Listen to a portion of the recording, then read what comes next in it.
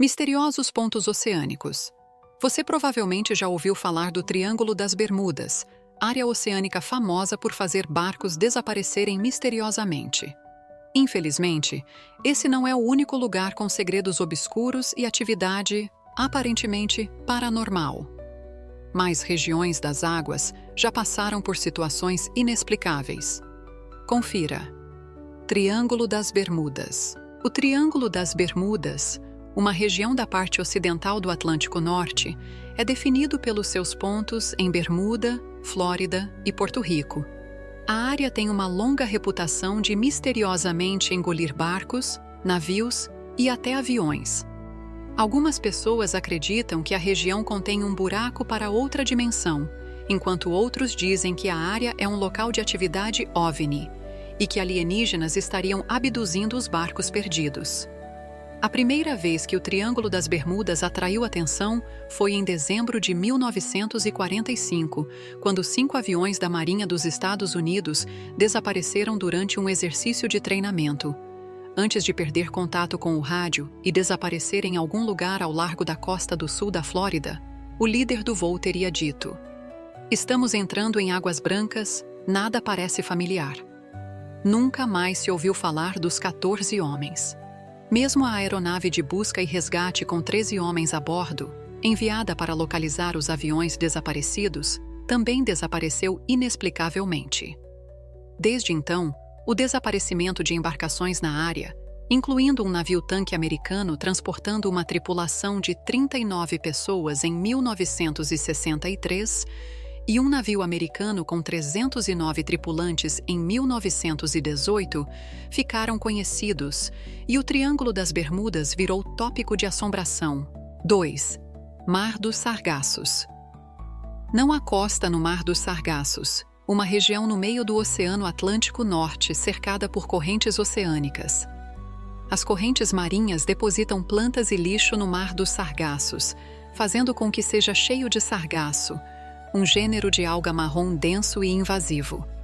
Devido ao acúmulo de algas e ao isolamento criado pelas correntes, o mar permanece estranhamente quente e calmo, apesar de estar rodeado por águas geladas e agitadas. A estranha calma contribui para o mistério da área, já que vários navios foram encontrados à deriva, sem nenhuma tripulação, nas suas águas pacíficas. Em 1840, o navio mercante francês Rosalie navegou pelo Mar dos Sargassos e foi descoberto mais tarde com suas velas em pé, mas sem tripulantes a bordo. Em um esforço para explicar os desaparecimentos misteriosos, o folclore do século XIX dizia que as algas do mar eram carnívoras e devoravam os marinheiros, deixando somente os navios. 3. Mar do Diabo. Japão. O Mar do Diabo, também conhecido como Triângulo das Bermudas do Pacífico, ou Triângulo do Dragão, por causa de antigas lendas sobre dragões que viviam na costa do Japão, é uma região do Pacífico em torno da ilha Miyake, ao sul de Tóquio. Durante o final de 1980, o autor Charles Berlitz escreveu o livro O Triângulo do Dragão, sobre fenômenos paranormais que ele acreditava ter ocorrido no Mar do Diabo. Ele escreveu que o Japão perdeu 5 embarcações militares, com um total de mais de 700 velejadores, durante os anos entre 1952 e 1954, e que a área foi declarada oficialmente uma zona de perigo. Investigações posteriores sobre as alegações de Charles descobriram que os navios eram, na verdade, de pesca, alguns dos quais haviam desaparecido fora do Mar do Diabo.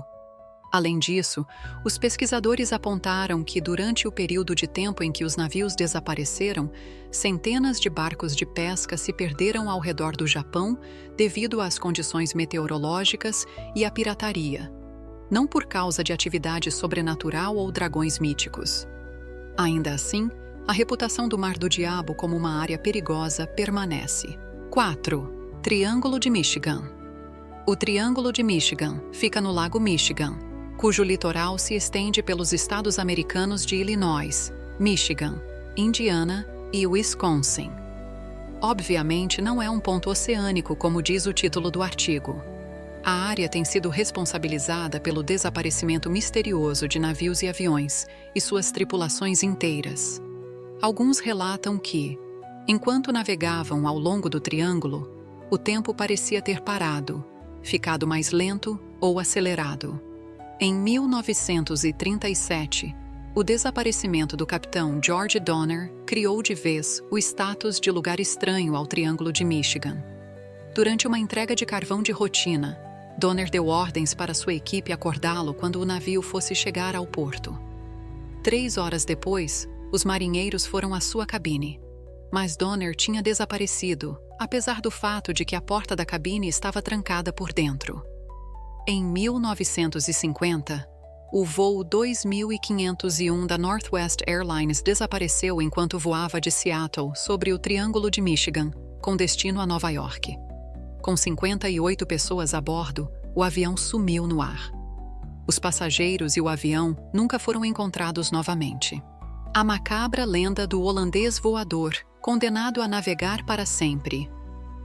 A lenda do holandês voador circula pela imaginação de marinheiros há séculos por meio de lendas, histórias e supostos avistamentos. Ele também serviu de inspiração para escritores, dramaturgos e até mesmo ao navio pilotado pelo capitão David Jones na série de filmes Piratas do Caribe. Embora muitos saibam a narrativa, poucos sabem dizer se ela não passa de contos de fada. A primeira vez que o holandês voador apareceu em relatos escritos foi em 1790, na obra Viagens, em várias partes da Europa, Ásia e África, durante uma série de 30 anos para cima, em tradução livre, de John MacDonald. Ele narra: o tempo estava tão tempestuoso que os marinheiros disseram ter visto o holandês voador. Nesse primeiro relato, MacDonald escreve que a história comum é que este holandês chegou ao cabo com problemas de tempo e queria entrar no porto, mas não conseguiu um piloto para conduzi-lo e se perdeu, e que desde então, com muito mau tempo, sua visão aparece. No entanto, faltava uma questão primordial para que a aventura se tornasse a lenda que é hoje.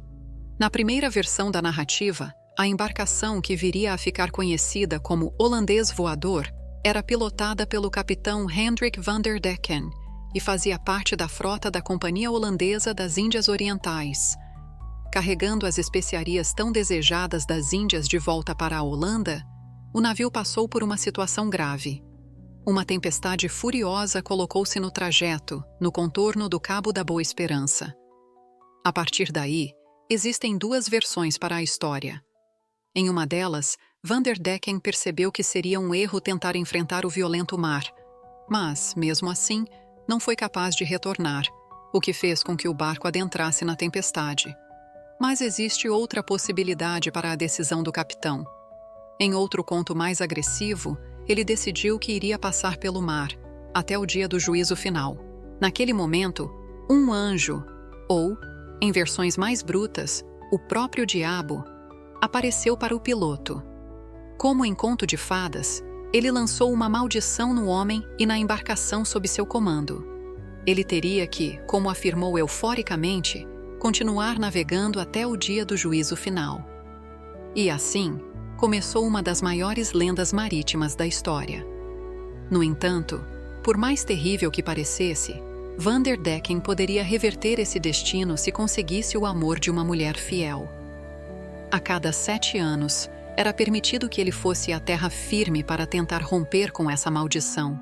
Fora esses momentos, não poderia atracar em nenhum porto, ao redor do mundo todo. Essa condenação de paixão lembra a história da Bela e a Fera, não? Mas talvez a parte mais interessante dessa narrativa seja o fato de que, ao longo dos séculos, muitos marinheiros alegaram ter visto, de fato, o icônico holandês voador. Além dos que têm o mar como seu habitat natural, muitas outras pessoas em suas passagens pelas águas do mundo já relataram a visão da antiga e a amaldiçoada embarcação. Uma das descrições mais famosas foi a do então príncipe George de Gales, o futuro rei George V.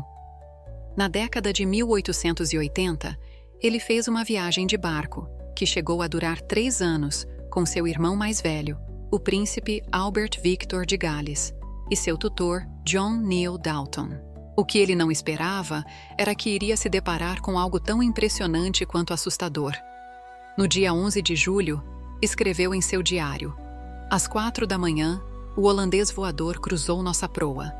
Uma estranha luz vermelha como a de um navio fantasma todo aceso, no meio do qual iluminavam os mastros e velas de um brigue a 200 metros de distância, destacavam-se em forte relevo quando ela subiu na proa a bombordo.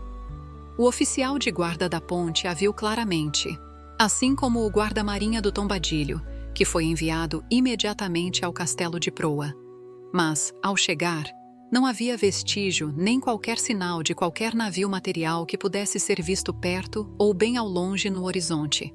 A noite sendo clara e o mar calmo, escreveu: um barco com luzes fantasmagóricas tenebrosas navegando pelos oceanos do mundo todo, ou apenas uma fábula. A narrativa continua presente nas histórias do mar. Alguns o consideram talvez como um presságio de que coisas ruins irão acontecer, e outros apenas uma ilusão de ótica, como a miragem conhecida como Fada Morgana. O holandês voador, no entanto, permanece um mistério há séculos e possivelmente continuará assim por muito tempo.